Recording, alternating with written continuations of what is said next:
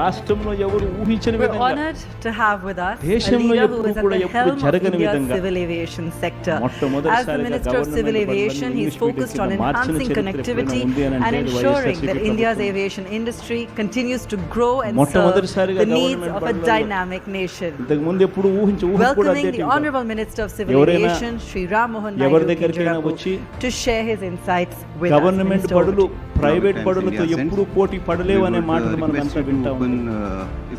మొట్టమొదటిసారిగా ప్రైవేట్ బడులు గవర్నమెంట్ బడులతో పోటీ పడే పరిస్థితి ఎప్పుడైనా వచ్చింది అంటే అది ఒక్క వైఎస్ఆర్సీపీ ప్రభుత్వ హయాంలో మాత్రమే.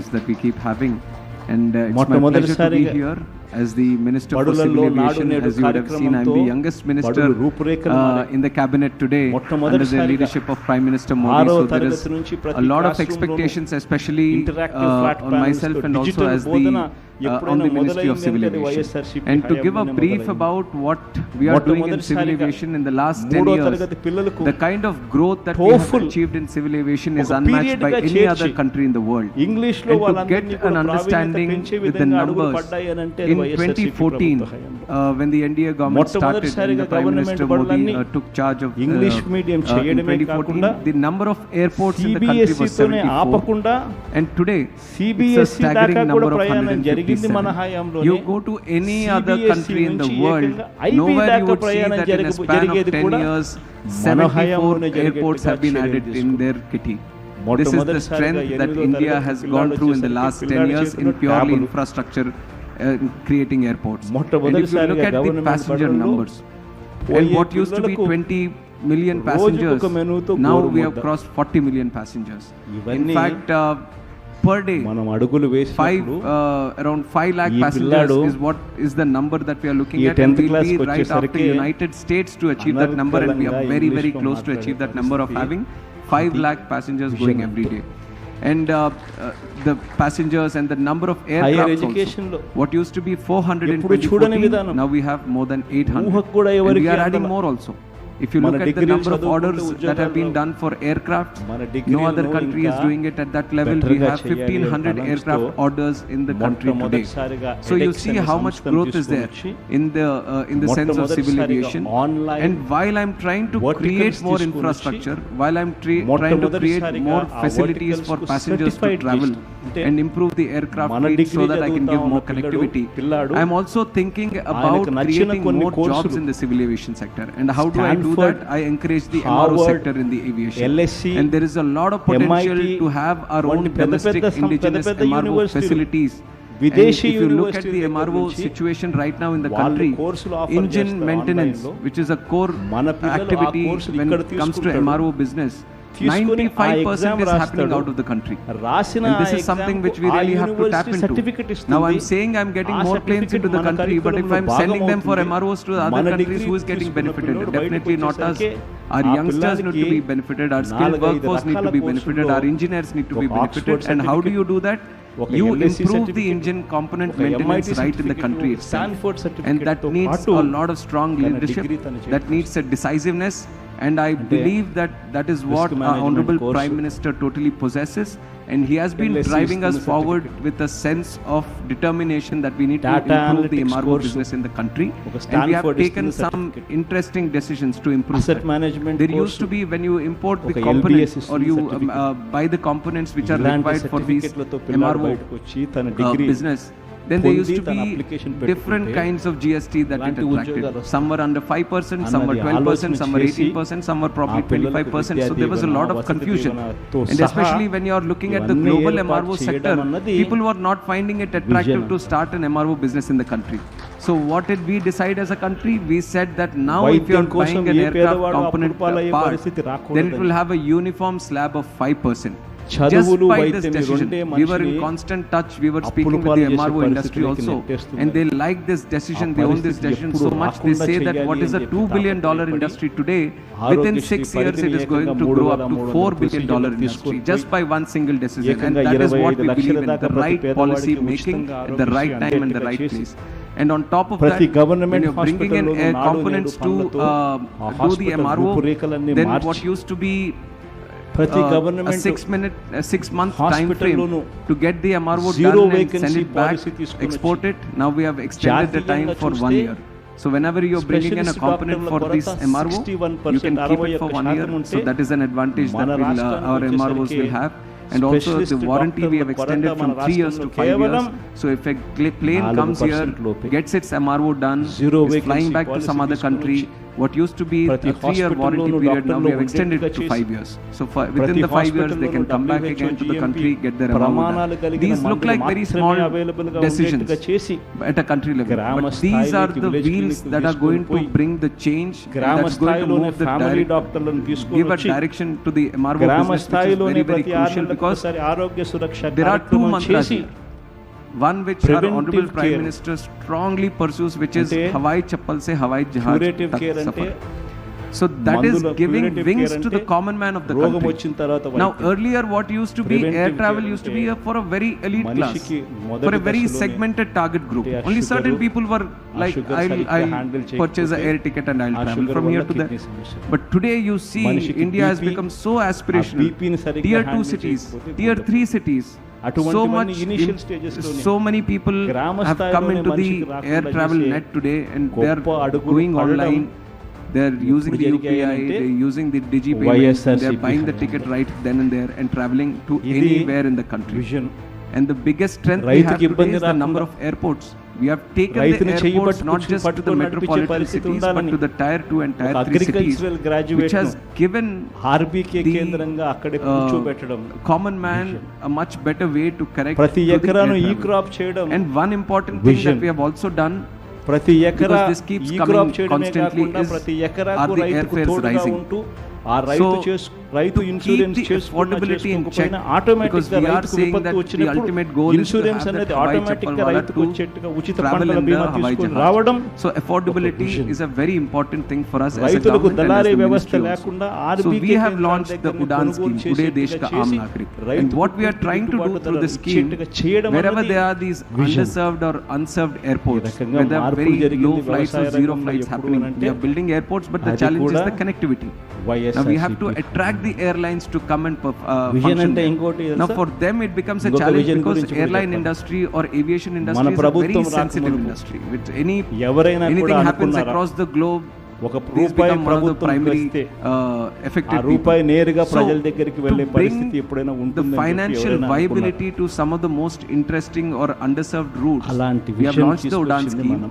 And what we do is we give a viability gap funding from the government itself, so that wherever there is a challenge for the airlines to operate the route, the government itself says, like, I am going to take care of a little bit of the burden that you have to go through, so let us run the route. And through this scheme, we have done 600 routes in the country itself. We have started 600 routes which were not earlier functional. And out of these 600 routes, now more than 120 are operational and doing good business also. So this is a slight push that we are giving to the industry. So there are a lot of initiatives that are going on. Like I said, one thing is to connect the whole country together, give the opportunity of travel, air travel to each and everyone, make it affordable, give them world-class infrastructure in the country itself, improve the facilities at the airports, and while doing this, explore the job creation that aviation can create, and do the right policy making so that you encourage more businesses to come into the aviation space, especially if there are global industries. They have to come into the country, they have to establish their manufacturing, or they have to establish their operations in the country, so that the ultimate benefit goes to the youth who are getting more and more aspirational and who want to be more strongly associated with this aviation industry. With these brief comments, I would give it back to you. One thing we have seen is that airlines come and go. కొత్త pension ఒక్కరికి ఇవ్వకపోగా ఉన్న pension 3,14,000 Air India has forever been making కావడమే కాకుండా ఏమన్నాడు So how do we make the sector viable from an airline perspective? It's a very challenging industry, and we definitely don't want airlines to come and go. We want them to only take off and land. This is the idea that the government has also. And whenever an airline is facing with any kind of difficulty, because I said earlier also, it's a very sensitive industry, because it depends on the fuel prices, it depends on the market demand, it depends on the travel. So if you have a COVID-like situation, then the first affected becomes the industry. If the prices are increasing because of a war somewhere, because of a geopolitical conflict somewhere, then the airline becomes an affected person. And somewhere there is a conflict zone, the airlines can't fly there, they have to take a different route. Then also, so a lot of things affect the airline industry. So with this kind of sensitiveness, like I said, from our side, what we want to do is, one, we want to protect our airlines. Whenever they are going through some kind of financial turbulence, we try to facilitate them with the best of the policy making so that they can continue. We don't want the airlines to go away, because when we have less planes, then again that's a difficulty for the country. So first thing is that we give the moral boost to them, that we are there to take care of them.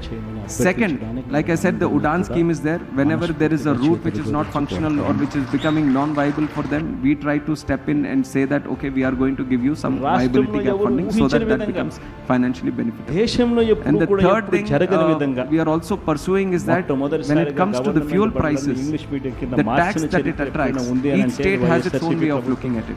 Now, because it is a state subject, the tax on the petrol, the fuel, so we are, from the government side, we are writing to the states and encouraging them to cut down the tax on the fuel itself, so that at least the financial impact from the fuel side is brought down.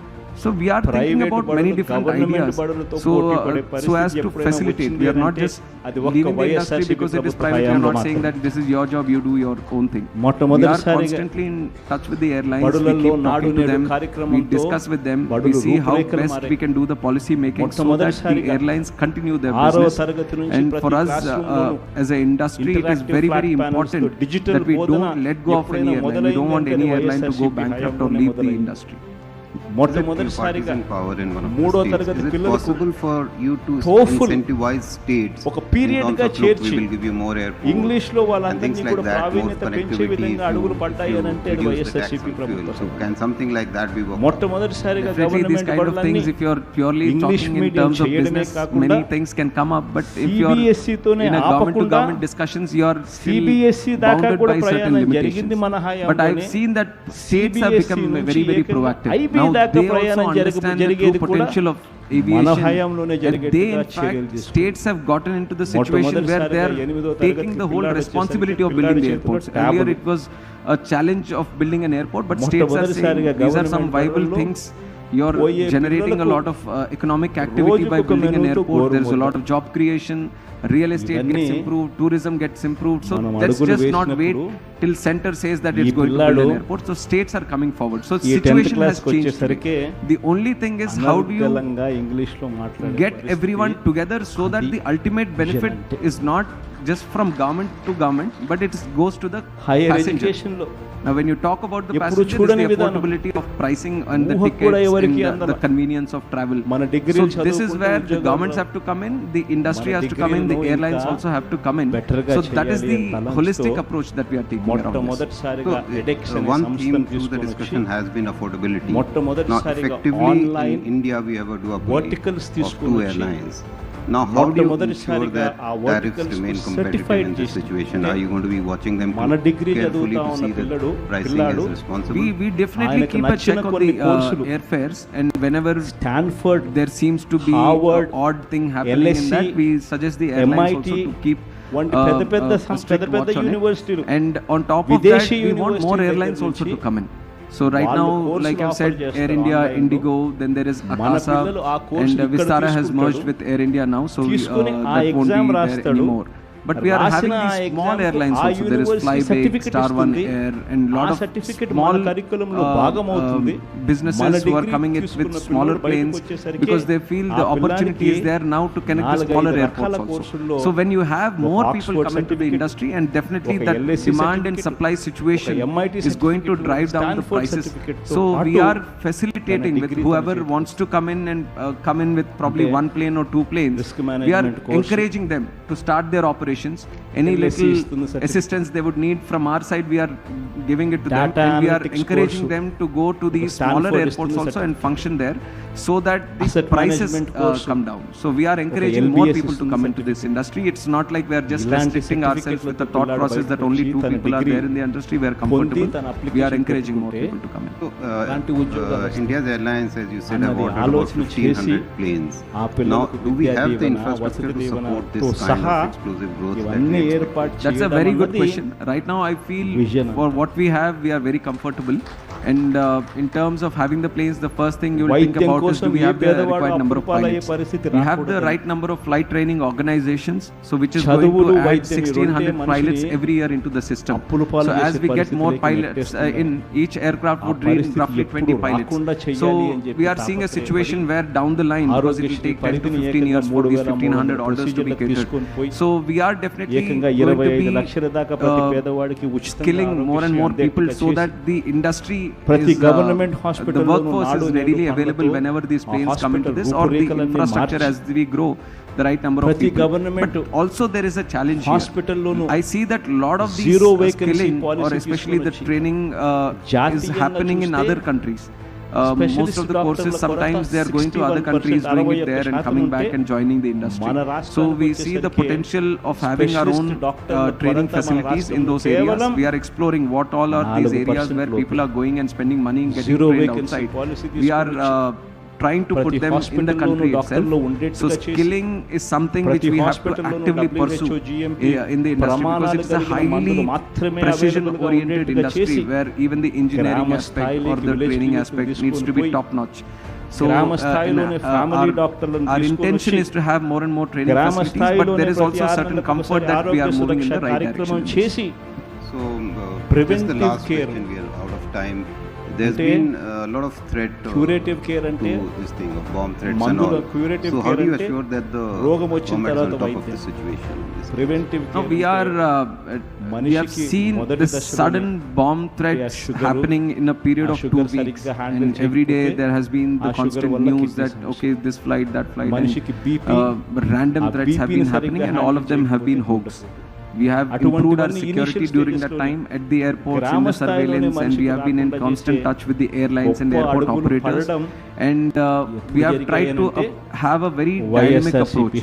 So we learned through the situations, we learned how the threats were coming in. If it was social media, we have learned to see what kind of addressing this each threat need, and we have created a very dynamic situation so that we can address it faster, more efficiently, and create less convenience for the passengers, and at the same time maintain the safety and security of the aircraft and the passenger also.